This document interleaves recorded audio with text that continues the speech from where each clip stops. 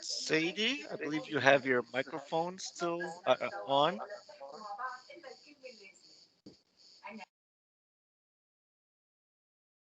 Thank you.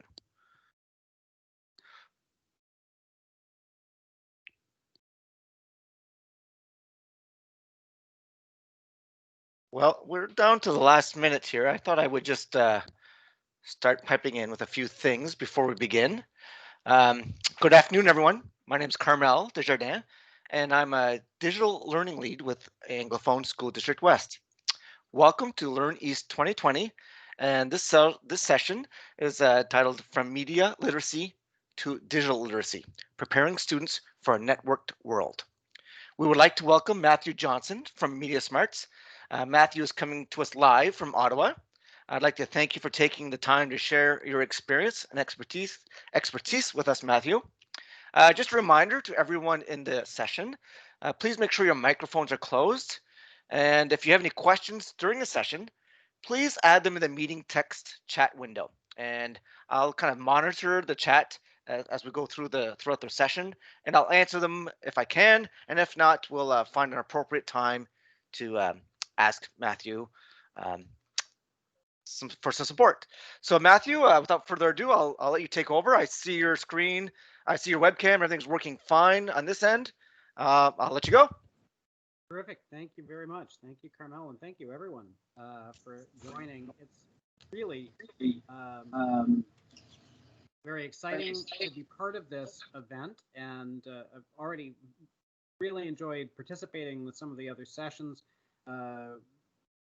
Watched the keynote this morning with Matt McGuire and found myself nodding along because there's so much in common with what he was saying and with our message at MediaSmarts around media literacy and digital literacy. So that is what I'm talking about. I'm talking about today how we go from media literacy, which, as you probably already know, and as you'll see in the first couple of minutes of our presentation, is well established in Canadian curriculum. Not always in every single Canadian classroom, but definitely in the curriculum. But moving to a more inclusive version of media literacy that recognizes and reflects the networked world that we and our students live in. So I'm going to go to our slides now, and I hope you're seeing them. So let me tell you first off a little bit about MediaSmarts, who we are. If you're not familiar with us, we're a Canadian not-for-profit center for digital and media literacy. We've actually been around since the 1990s. We've been developing resources for teachers and parents about initially media literacy, because back in 1996, digital literacy wasn't really a thing. But of course, we've also been adapting to the digital environment, as we all have been. And you'll be seeing how we've done that over the next hour or so. We also do research, and all of the research that we do, original research about media issues with young Canadians, is available on our website. And I'll be giving you some links and summaries of a couple of the resources that you may find particularly useful. So let's start by talking about what media literacy is and what it isn't. Media literacy has been around for a while. As I said, it's well established in Canada. Other parts of the world, it's getting a harder time getting into the curriculum. But not everyone really understands what it is. So there's two different ways of looking at it. And one is to look at it in terms of it being a skill. And when we talk about it as a skill, we think about it as the ability to access, to analyze, to evaluate, and to produce media. So access, of course, is possibly the easiest one. In the old days, it wasn't that hard to turn on a TV, although if you're my age, you may have been recruited to help older relatives program their VCRs on occasion. But today, of course, access is one of the challenges, not just the fact that we have inequitable access across the country, that there are regions where people don't have access and that there are people who don't have access because it's not affordable to them, but also that with digital media, actually finding what you're looking for is a challenge in a way that it wasn't in the old media world. Analyzing media is looking at how it was made. It's taking it apart and understanding how it works. It really is taking that critical approach that we tend to associate, for instance, with English language arts courses and literature courses, and applying them to media. Evaluate is a little bit different. It, of course, has a lot of overlap with analyze, but evaluate is more looking at what does it mean, not what is the message necessarily, but what is its significance. So if we're trying to understand how a movie has a particular effect, how does the editing of a movie cause you to have a certain emotional reaction? That's analysis. If you're trying to identify what does it mean that this movie has a white male hero like every other action movie, that's evaluation. We're looking at it in a broader context. And of course, producing media is one of the parts of media literacy that has changed the most, because it used to be very difficult to do. Now it's much easier to do, but that's a message that is not necessarily getting through into every classroom. The other approach is to look at it as the process of becoming active rather than passive consumers of media. So the other way of looking at it is as a change of attitude, that rather than just watching something and saying, oh, I liked it or I didn't like it, you ask questions, you answer back. And that's really important, particularly when kids are young, because what we do know is that you cannot be overwhelmingly negative. You can't tell kids not to like what they like. First of all, it turns them off. It means they won't listen to you, but also it's not respectful to them. It's not modeling the kind of attitude that we want, because we want them to feel like they are empowered consumers of media. And so we need early on to teach them that it's okay to like something but still have problems with it, that we can criticize something and like it, we can question something and still like it. And so that moves us to what media literacy is not. These are the forms of media literacy, or things that get called media literacy, that we see most often, that we've seen most often in the last 30 years, that aren't really media literacy. But most of you will probably have had at least one experience with one of these. So the first one is just teaching with videos. And I can tell you, when I talk to undergraduates, one of the questions I typically ask, even in Ontario, where media literacy, as we'll see, has been in the curriculum for decades, I say, how many of you have had an English class where the only media literacy aspect was watching the movie of the book or the play that you just read? And always, at least a third of the hands go up. So just teaching with videos is not media literacy, because you're not interrogating them as media. But at the same time, media bashing is not media literacy. Again, we can't just be negative. It's not about telling them not to watch. It's not about telling them don't watch a particular thing. It's not about telling them what to like or to not like. It's about empowering them. And we can't do that by imposing our views on them. It's not just producing media. Producing media is an important part of media literacy, as I just said, but it's not all of it. And if you're doing media production without the media critical eye, they're not really learning that much. Because, of course, producing media as a student in a student context, it teaches you some things about the medium, but it really doesn't teach you about the industry. And we know, of course, that the industry is as powerful in influencing content as the medium itself is. It's not looking at a media message or experience from just one perspective. It's not just looking for political agendas, stereotypes, or misrepresentations. So we may examine stereotypes, we may explore them, but that's not all that it's about. And again, we're not trying to tell them what to think. We're trying to teach them how to think. And finally, again, it does not mean don't watch. That doesn't mean you can't be critical of media, or you can't be critical of media practices or media habits. But at base, we have to recognize that kids enjoy media, and if we're telling them not to enjoy something that they do enjoy, they're just not going to listen to us. Very quick history of media literacy in Canada. 1988, Ontario became the first jurisdiction in the world to make media literacy part of the official curriculum. And in fact, I was a member of that cohort, that first cohort of Ontario high school students, sorry. I was a high school teacher later. But back in 1988, I was a member of that first cohort of Ontario high school students who took media literacy as an official part of the curriculum, not just as a locally developed course, but as a province-wide curriculum. Now, of course, most teachers, then as now, did not have specific training in media literacy.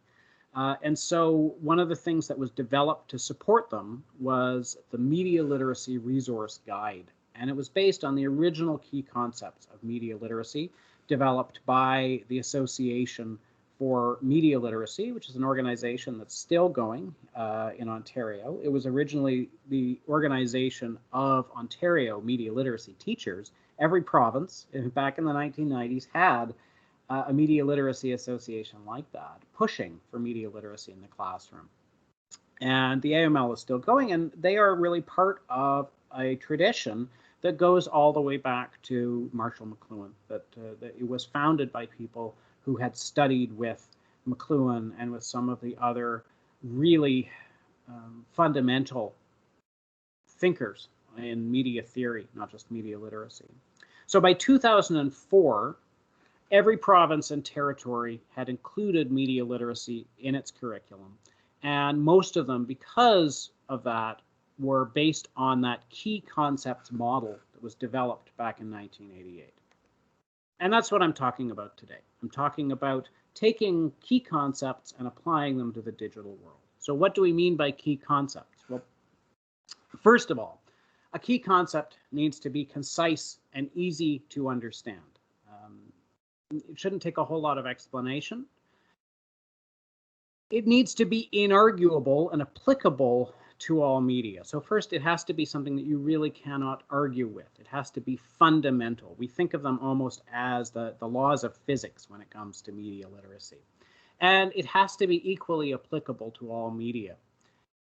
They cannot reflect any political view or ideology. So going back to what media literacy isn't, if your key concepts reflect a particular political view, then first of all, is not a neutral concept, but also you're going to get pushback. You're going to create a sense that media literacy is politicized. You're going to create a sense that media literacy is about pushing an agenda. And you're quite rightly going to get pushback from parents, from educators, from politicians, and so on. Most importantly, key concepts provide a lens for analyzing any media text or experience. So the real purpose of key concepts is to be used as a guide in analyzing a media text. And they're intended to help us ask questions, to help us find questions to ask. So here are the 5 key concepts of media literacy. These are an adaptation of the original ones that the AML developed. They developed 8. We kind of boiled them down to 5, in part just because I find 5 easier to remember than 8, but also to make them more accessible in a K-12 context, especially at the younger end of K-12. I'm going to cover them very briefly. The first one, the fundamental one, is that media are constructions. And that is the most important thing to understand and to communicate about media, that these are things that people made. They are not reality. Even media that attempt to reflect reality, things like news or documentaries, they cannot be reality because they are framed and selected. There are only so many pages in a newspaper. Their documentary can only include so much stuff. Even when you look at something like Andy Warhol's film Empire, where he pointed a camera at the Empire State Building and let it film whatever it walked in front for 24 hours. That's as unmediated as you could ever get. But of course, it still only included what was in front of the camera. And similarly, people make choices when they're constructing media. So when editors are assembling a newspaper or assembling a newscast or even a news website, they think about what is first, what's on the front page or the equivalent on a website, what is later, what's included and what's left out. All of these things are part of the construction. And the more we understand that, the more we can distinguish between what is an accurate and not necessarily accurate reflection of reality. So the other four key concepts, which I'm going to cover more briefly, are implications of that. So one of those is that media have social and political implications. Because media represent reality to us, but are not a reflection of reality, they cannot help but communicate social and political implications, because they're presenting to us an edited, a selected, a constructed view of reality. And those things are based on the choices of the people that made those media. And many, many times, the most significant choices are not conscious ones. They're things that the media makers did without thinking. Frequently, it's because they're doing them just because that's the way it's always been done, or because that's the way their favorite media makers did it, or based on certain rules of the form. But they're always making decisions. And so again, when you have a movie that has a white male protagonist, that has a message just as much as a movie that has a black female protagonist. The second one may have been a conscious message. It may feel more to us like a message because it is contrary to what we expect, but both of them are equally carrying a message. Similarly, media have commercial implications. Media cost money to make, they cost money to distribute, and most media are created in order to make money in one way or another. And that's as true now as ever. And in fact, many of the media that young people use today really go out of their way to disguise how they make money. We know from our research, kids have no idea how Facebook and Snapchat and Instagram or even Google make money. Of course, when you don't know what the business model of something is, it's very hard to be a canny consumer. Audiences negotiate meaning, and that is to say that the meaning, I was just talking about the meaning of a media text is not determined just by the creators. It is negotiated. The audience brings as much meaning to a text as the creators do. And so if I see myself reflected in a media text, that is going to have a different meaning to me than if I do not see myself reflected. If I'm seeing someone who is unlike me, I'm going to interpret it differently. If I see, for instance, a representation of a disability, and whether or not I have that disability is going to change how I view it. It's going to change probably whether I see it as positive or negative, or certainly how true it feels to me. And finally, each medium has a unique aesthetic form. And of course, that's another way of putting that old McLuhan line, the medium is the message. The medium itself and the genres that are associated with that medium influence the message. I covered those very briefly. We have a series of videos called Media Minutes that you can get on our website. They're also on YouTube, and these are, as you can see, each about a minute to a minute and a half long, and they explore each of these. They're suitable for use in a classroom, and each one also has a lesson plan that goes with it. So why a key concepts model? Why do we rely on key concepts, and why did we draw on the key concepts model when we were expanding to digital literacy? Well, Len Masterman, who was one of the very influential media literacy theorists put it this way.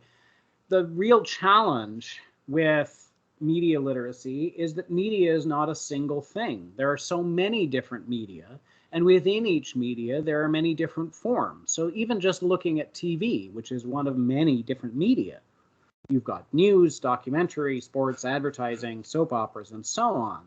When we focus on the content, it feels overwhelming. There's just no way to cover it all. And when you do cover something, it'll be out of date. So that's why he was one of the people involved in developing this conceptual framework, the idea of the key concepts that, first of all, give teachers tools to develop their own materials and adapt materials to their students' needs. So that's the great thing about key concepts. Of course, we have, as you'll see, we have many lessons and other teacher resources that we make available on our website. But the great thing about key concepts is that if you understand them, you can make your own lessons. You can make your own activities, or you can adapt activities that we or other media literacy organizations have developed to your own context. Key concepts give teachers and curriculum designers a common language for creating and sharing resources. And so that is why we've seen this model used across the country, and indeed it is used by many media literacy organizations around the world, and it really does provide that common language. Key concepts provide a learning path as children mature and develop. So really, when we talk about kids learning media literacy, we are talking about them understanding those concepts in a way that is appropriate for their developmental level. And a 5-year-old can understand these concepts in an appropriate way, and a 10-year-old can understand them in a more sophisticated way, and a 15-year-old can understand them in a still more sophisticated way. But that provides us with a learning path. It shows us this is what kids are supposed to learn about media literacy. They're supposed to learn to understand these concepts and to apply these concepts as an analytical lens in more and more sophisticated ways, and also, of course, adapted to different activities as they get older. That when they're very young, we'll be talking about comic books and cartoons, and when they get older, we'll be talking about video games, and when they get older than that, we'll be talking about social networks and things like that. And finally, not just with age, but also with time, the key concepts model can keep resources from becoming obsolete when technology or culture changes. One of the things at MediaSmarts that we're always undergoing is the revision of our lessons and other resources, because we have hundreds of them. But more often than not, really all we have to do is update the examples, because the concepts are still true. And in fact, when we compare the 1990s, which is when, as I said, media literacy became integrated in the curriculum across the country, to our current decade, not that much has changed. So we still have issues around representation of diversity and who is telling the story. Are people from marginalized groups getting to tell their story? How is it different when they tell the story rather than someone else? We have issues around representations of violence in media. We have representations of gender and sexuality, and you can see we're still seeing the same kinds of imagery, not infrequently, around violent sexuality, whether it's a Game Boy ad from the 1990s or some kind of alcohol ad. I don't know what Mariner is. Some kind of alcohol ad. They're always the worst from now. And of course, we'll always have Batman. Really, I think the only thing that has changed is that I think his ears have gotten shorter. But fundamentally, in many ways, the media landscape is the same today as it was 30 years ago. But in another way, it's changed completely. Traditional media, which is basically everything up until around 2000, worked like this, where a small number of people who had access to large amounts of money produced media and distributed it outwards. And that cost a lot of money. The creation cost a lot of money, but in particular, the distribution cost a lot of money. It was invisible to most of us, but in fact, that's where a lot of the cost was. It was printing and distributing copies of films. It was building telecommunications towers, laying cable. All of this stuff was very expensive, and even printing books was very expensive.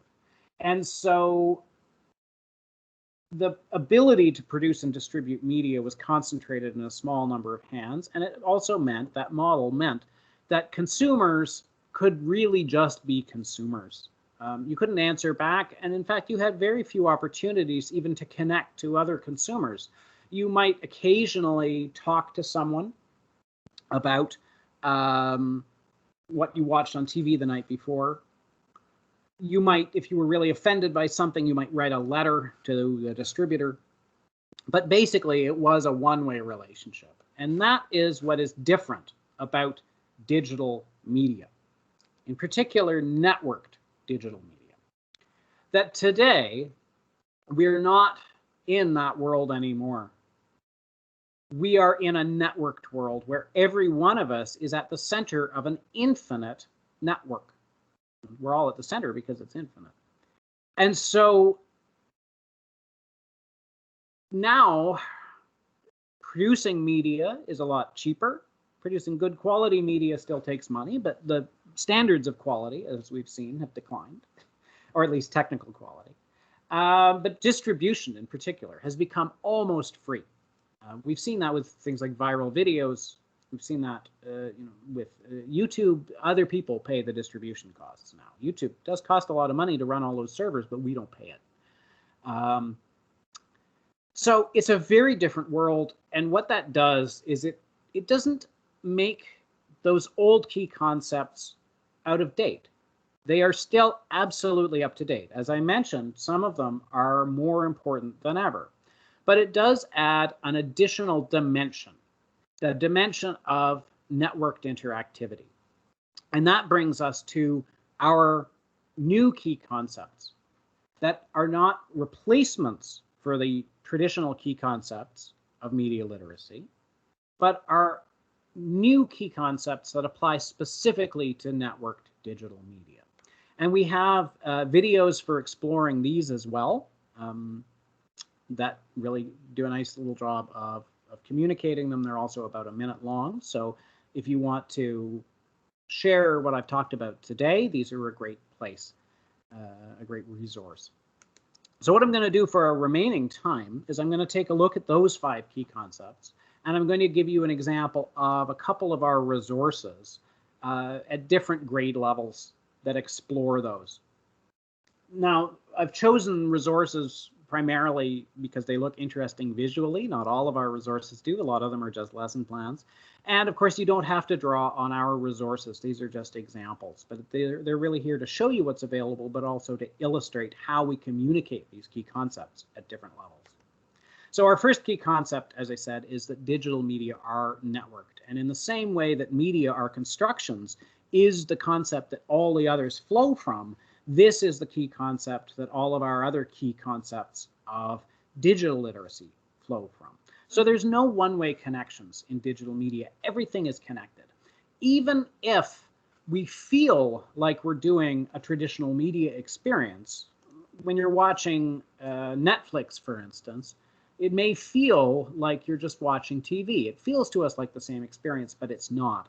Because in fact, when you're watching Netflix, Netflix is watching you. You're actually always sending data back to them about what you watched, in what order, how long you watched something, how many episodes you watched in a session, which thumbnail you reacted to, and so on. You're always sending data back. There are no one-way connections. So here's an example of one of our recent programs. We launched this just a little under a year ago, bringing back the legendary House Hippo. Some of you may be familiar with the House Hippo, again, from the 1990s, and using it to introduce the idea that the networked nature of modern media is a challenge for helping us recognize accurate information, but it's also a tool because it provides us with a lot of resources, things like fact checkers, things like the ability, like search engines, things like the access to every newspaper in the world practically all at once. It provides us with networked tools that we can use to verify information in a way that was unimaginable a generation ago. So here's the one that we have. Actually, this is for kindergarten to grade 2. That is both an introduction to our first concept of digital literacy and our first concept of media literacy, because it plays with the idea of recognizing the frame, that what we're seeing in media is not an accurate reflection of reality. And so we see the House Hippo video, and then we see how that was created. We see exactly how it was done, and how just pulling back, how moving the frame backwards so that we can see the puppeteer behind the puppet gives us a very different idea of how it was created. And then with our older students getting up to grade 6, 7, 8, and into the secondary levels, we learn 4 steps for verifying online content using network technology. So again, as I was saying, using fact-checking tools, finding the source, because of course that is the big challenge, is that in a networked world it can be hard to tell where information came from, verifying the source using network tools to find out if a source is reliable, and checking other sources using search engines to consult other sources that you know are reliable to find out what the consensus is. And so we wind up with lessons like this one at the secondary level, where they're verifying information not just for school, but are verifying the kinds of information that they would see in their own lives, such as viral photos that go around. So we ask, for instance, is this photo real? Is this photo real? And of course, the answer is you can't tell just by looking at it.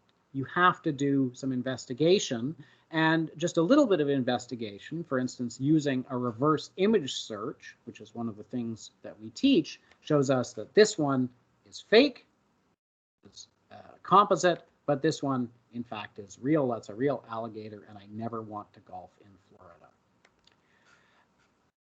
Our second key concept that comes out of that is that digital media are shareable and persistent. And that, again, comes from the fact that it's networked, because sharing now is easy, it's frictionless, it's effortless. And when you're sharing things, you're not actually sending them from one place to another. You're actually making copies. So if I send you an email, I'm not actually sending anything except an instruction to your server to make a copy of my email. So anytime we communicate something online, we are actually making a copy. Sometimes when we're streaming things, it's a temporary copy, although there are ways of making it permanent.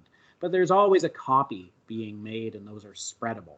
And so for younger students, we introduce that idea through an activity, or one of our activities, called Getting the Toothpaste Out of the Tube, where we're using visual metaphors to help kids understand that information of any kind, whether it's a photo or whether it's personal information, is very hard to erase or recall once it's out there.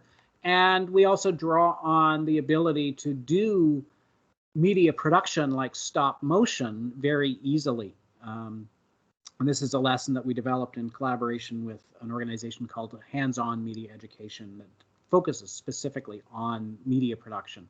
And stop motion animation is a great example of how much easier media production is than it once was, because you can do amazingly good stop motions really with a phone, and almost any phone. It doesn't even have to be a new one. Anything that has a camera and is less than about 5 years old can do stop motion animation. At the secondary level, we start looking at some of the moral implications of sharing, what we call sharing ethics. So this is an example of a video series that have lessons that go with them called There's No Excuse, which really looks at the specific moral implications of sharing when it comes to sexts and similar photos and videos, and really challenging the moral disengagement mechanisms, the things that we say to ourselves to make us think that it's okay to share something when really we know that it isn't. And of course, that connects with our third key concept, the idea that digital media have unexpected audiences. And so when things are shareable, that tells us that they may be seen by people we're not thinking about. People we didn't expect will see it, people we don't even know exist yet. So I already gave Netflix as an example, how most of us don't realize that Netflix is an audience, that Netflix is watching us. And of course, every single website that we use, every single app that we use is collecting some data about us in some way. Again, sometimes they don't keep it, but almost every website is collecting something. So with young students, this is for grades 4 to 6, we want to introduce the idea of data collection, because we know that that's an audience that young people are really not aware of. But we also know that when they become aware of data collection, once they learn about it, they do care about it. And they change their behavior. And so this is a game, again, that has a lesson plan that goes with it called Data Defenders, where we introduce them first to a friendly little computer called Algorithm, who introduces them to a little game where they're collecting information.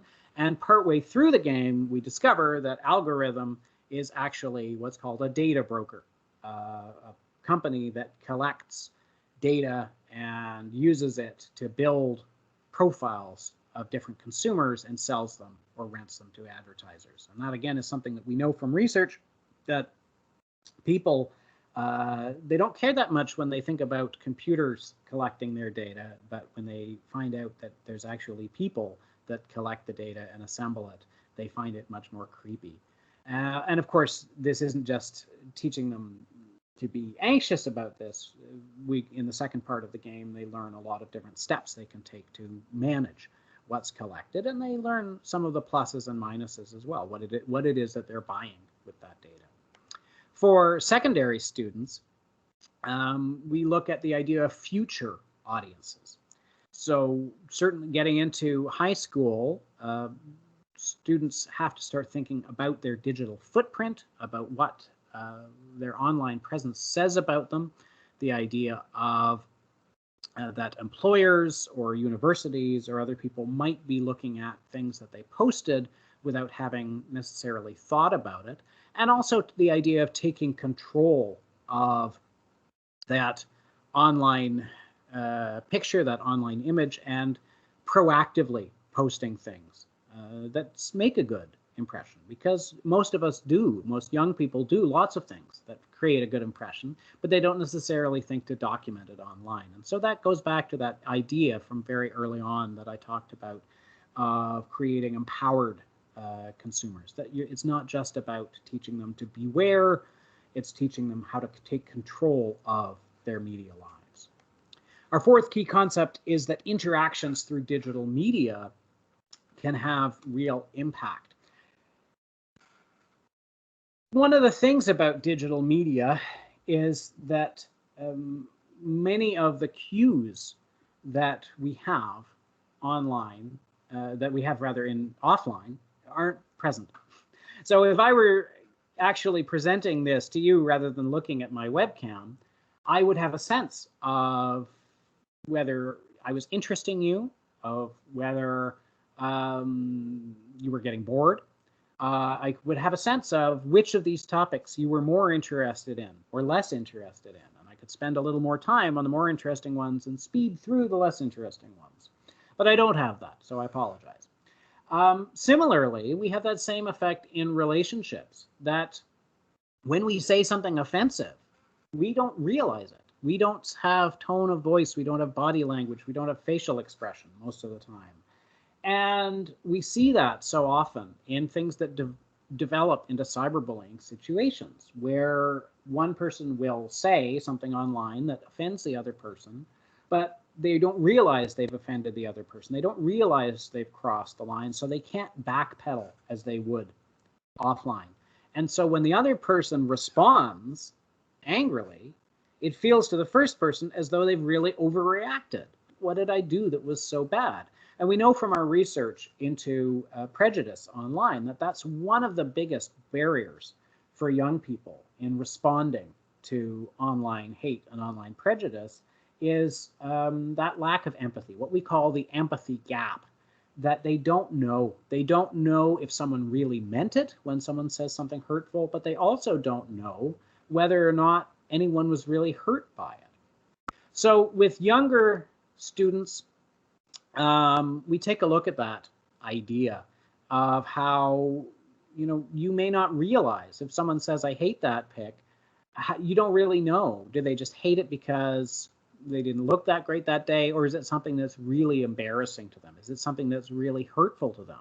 And so if you don't take the extra effort, if you're not conscious of the empathy gap, if you don't take the extra effort to think about it or to privately reach out to that person and say, is this serious? You might make some bad choices without meaning to. And this is part of a tool that we developed called Impact, which is actually a tool for thinking through being a witness to cyberbullying. Because again, our research into cyberbullying has found that it's witnesses that really have the biggest impact in how a cyberbullying situation develops. They're the ones that have an impact on whether or not it really goes badly. And this is one where we have role-playing scenarios that you can use to practice it, but you can also use it with a real cyberbullying situation that you may have witnessed, and it talks you through the scenario by asking different questions, and all of these questions, all of these quotes are either direct quotes or paraphrases of things that students said to us in our research. So this is one, for instance, when people get involved in someone else's drama, sometimes it just can keep an argument going. I can't tell if this is drama or bullying. So if it's drama, I don't want to get involved because it'll just make things worse or just keep it going. But if it's bullying, I want to get involved. And so am I worried about making things worse if I get involved? If the answer is yes, you go in one direction. If the answer is no, you go in another direction to another question. And no matter what, though, you always wind up, your student always winds up with something they can do. And that's one of the core messages when it comes to online hate, when it comes to cyberbullying, when it comes to sexting. There's always something you can do to make things better. So here, this is one of our responses, how to support a friend without making things worse. Because again, we know youth really are often concerned about making things worse if they intervene. And so here are some steps that they can take, including some actual suggested things they can say, little scripts, that our research tells us will help without making things worse. So that's really aimed at sort of older elementary and intermediate students. We do have some material for younger students. We have material at every grade on all of these concepts, but as I say, because of the medium, I'm biased for this presentation towards things that are a little more visual rather than just showing you screenshots of lesson plans.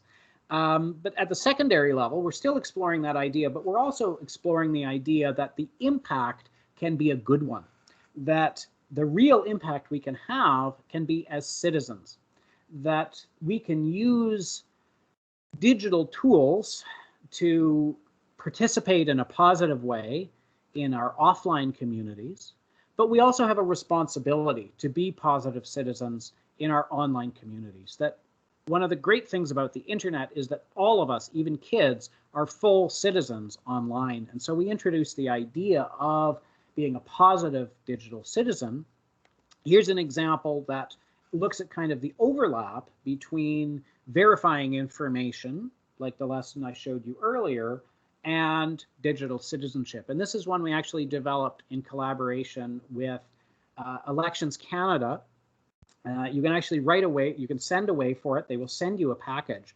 And it's also an example of how digital literacy doesn't have to be done digitally. So again, I've shown you a number of times things that I've shown you games and I've shown you videos because they look good. But in fact, this is done with a series of cards. It's a package of cards that comes in a neat little envelope.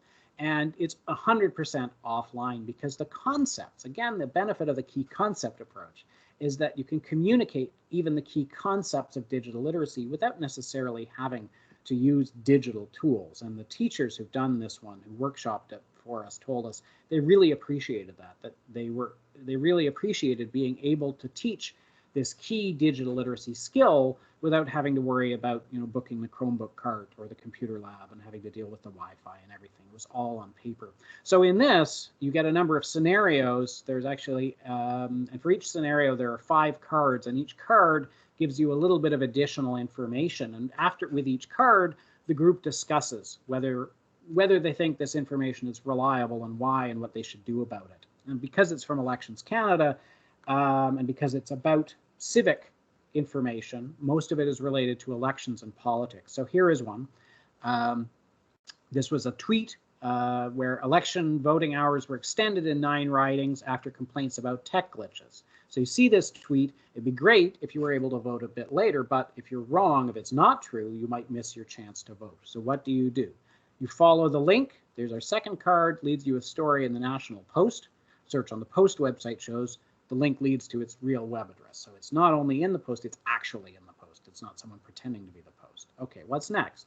Well, we look into the Twitter account. User has tweeted a bit, but has no profile picture, very few followers, and follows almost nobody. Signs it might be an automated bot account. So we're getting evidence, positive, negative evidence. What seals the deal? We go to the Elections Ontario website, a media release saying the opening hours for polls have been extended in some ridings. So what we're showing with this one is that sometimes actually there's a right place to go, that you can save yourself a lot of time. If it's about the mechanics of elections, go to the relevant elections office. So if it's about a federal election, go to Elections Canada. If it's about a provincial or territorial election, go to that province or territory's elections office. And we've just done similar resources, and we're developing some similar resources around public health information, and specifically COVID-19, because that's another case where you could spend ages going online and trying to triangulate everything, when in fact, fairly often, the best thing for you to do is to go to your either the national or your province's public health officer and see what they're saying, because there are some situations like elections or public health where there typically is a best source or a best answer. And here's our final thing. When you get information from social media, don't pay too much attention to who shared something with you. Find out where that info came from and then decide. And our final key concept is the idea that digital media experiences are shaped by the tools we use. And if you heard the keynote this morning, you'll have already heard that the McLuhan phrase that this was based on or inspired by, that we make our tools and thereafter our tools shape us. And that's particularly true with digital tools because they are interactive. They influence how we use them. So, and that happens at the level of the basic technology, but it also happens at the level of the platform itself. So again, I've mentioned how I've been focusing primarily on our resources that have games or videos or something else that's visual like that, and that's because I'm communicating to you through this visual medium, that if we were actually in a live workshop and we had time for you to try out some of these activities, I might have done some of the other ones that had handouts and worksheets and things like that, that, I might have chosen for some other reason, but we're biased. We're shaped. My experience and our experience is shaped by the technology that we're using. So here's an example for younger kids. This is for grades 4 to 6, and it's called Avatars and Body Image. And it looks at the idea of avatars in video games and social networks, and how the avatar options that we're given influence how we play or how we socialize, but they also influence our own view of ourselves.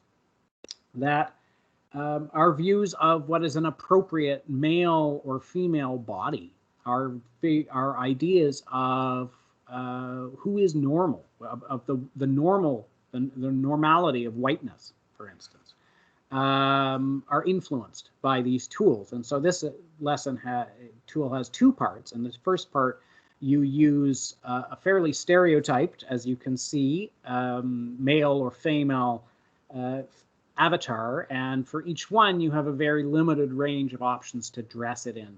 As you can see, there are all of these kind of sexy outfits for the female avatar. For the male one, of course, it's very masculine, and they can only be dressed in kind of fantasy warrior gear. And then in the second level, you're given a much broader range. It's not 100% broad. There are still things you can't do. You can't have a character, an avatar who's a wheelchair user, for example, but it's much broader. And this, you can actually change, you can change the skin tone at any point. And the clothing options are much more neutral, and are much more similar between the masculine and the feminine, the male and the female one. And so the point is not necessarily that the second one is better, but that to help have students analyze what's the difference between those two experiences. How do they influence how we play or socialize? How do we influence what kind of person we're expected to be? What's the difference between having to play someone who is a size 0 and white and has that kind of hair, or being able to customize all those things to either be more like me or way different from me in my as I choose? And how does that change my perception of myself? With secondary students, where screen time starts to become a bigger issue, we look at the ways in which digital media keep us using them. And we did this in collaboration with an effort called the Disconnection Challenge, where there was a documentary that was made about young people who went, I think it was 10 days without using digital media in the experience, and how they really found, they realized being just quitting in that way helped them realize how things like Snapchat streaks were manipulating them into coming back, into spending more time than they otherwise would. And that's something, again, that we found through our research, that we had young people telling us that the last thing that they would do before going to bed would be to keep up their streaks, and that they would sometimes send just a black picture. They just hold their hand over the camera and send a picture, or they'd send a picture of the bottom of their shoe, just because it wasn't about even sending a picture. It was about maintaining this utterly arbitrary thing that the Snapchat interface had created. And so in the lesson plan, after they watch part of this documentary, they do a media diary. So they don't necessarily have to do a full media fast in the way that the people did in the video, because we recognize that's not necessarily reasonable, although they have that option. But really what it is about becoming more aware, more conscious of their media use. And so they have a diary of what they're doing and how it affects their mood. So those are our key concepts. And as I said, really what it is about, what media literacy and digital literacy are about, are fundamentally the same thing. They are about communicating those key concepts, helping kids understand them in ways that are appropriate for their age and for the context. So depending on where you're teaching, depending on the community that you're teaching, you may use completely different examples. You may have different challenges. You may find that you have teenagers, but they're not using Snapchat. Maybe they're all on TikTok. Maybe they're all on some app that I've never heard of. We know I was talking not long ago with a teacher in Toronto, and every single one of her students, when they're not in school, all they do is watch Farsi language media. Because it's an Iranian Canadian community of relatively recent immigrants, and now with the internet they can do that. 20 years ago you would have to go to a specialty video store, so most of them would wind up watching TV, but now that second language or third language stuff is perfectly available. And so as a media literacy teacher, she had to adapt. Well, key concepts let you adapt in that way. And the last thing I'm going to do very briefly is just a tour of some other of our resources that you want to check out, might want to check out. Young Canadians in a Wireless World, once Young Canadians in a Wired World, is the world's largest and longest running study of, it's the largest study of children's internet use in Canada. It's the longest running study of youth internet use in the world. We're on phase 4 now. But it's really interesting if you want to see how kids' internet use has changed. Phases 1 through 3 are really interesting, and we're hoping that phase 4 will be coming out sometime in the next 12 months. But we also do research in between phases And we've done research on privacy and social media. We've done research on Canadian families. We've done research on what determines whether or not young people will share a sex that is sent to them, and their experiences with sharing sex. And that was a real, the research is almost always done with an eye towards informing our resources. And that's one of the things about our resources that we're really proud of, that they are Canadian. They're Canadian first because everything is bilingual.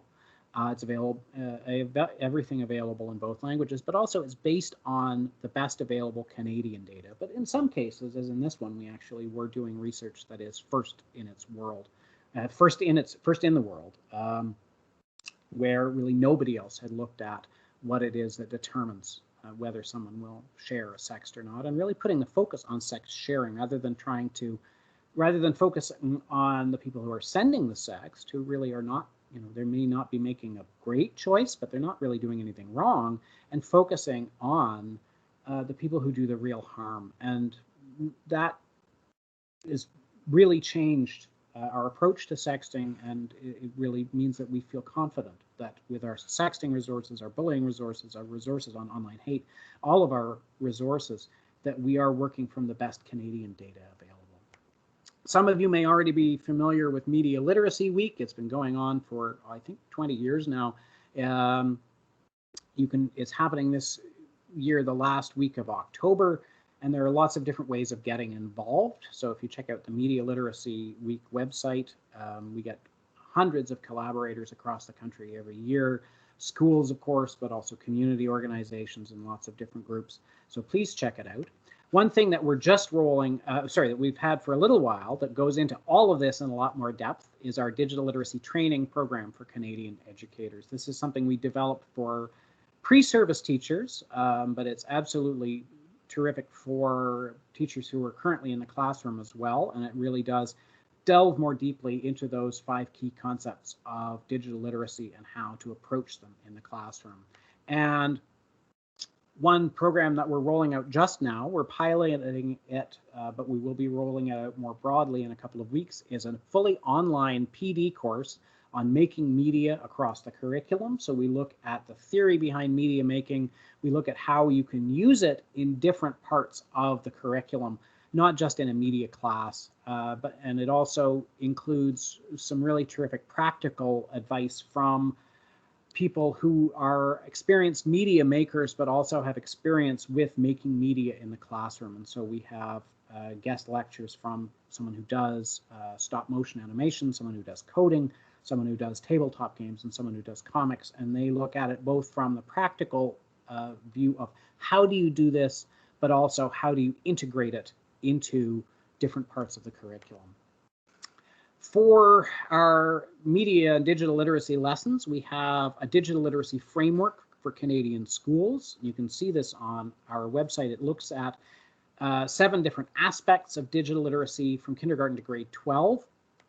And you can also look at the research that went into it, a document called Mapping Digital Literacy Policy and Practice in the Canadian Education Landscape. And really, that does provide you with lessons. Of course, again, we encourage people to adapt these lessons to their own context, but it provides you with lessons that cover every aspect of digital literacy from K to 12.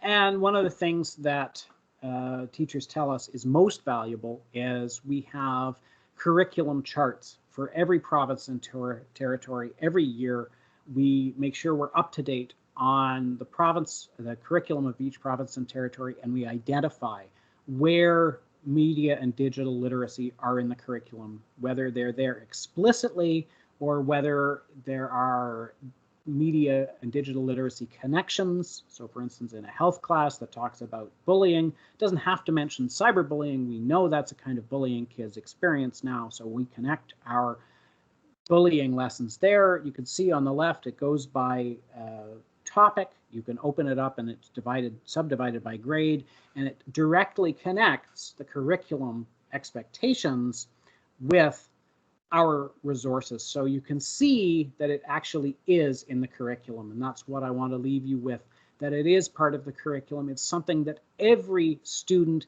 needs to learn because our world is more mediatized and more digitized than ever. This is the world we live in. This is the world our students are growing up in, and we owe it to them to integrate media and digital literacy from kindergarten to grade 12 and across the curriculum.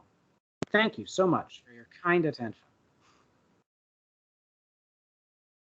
Thank you, Matthew. I've been monitoring the chat and I haven't seen any questions to date, but there has been some positive feedback reflecting people that have used those resources in the past. So that's Great. that's a really good sign. All right.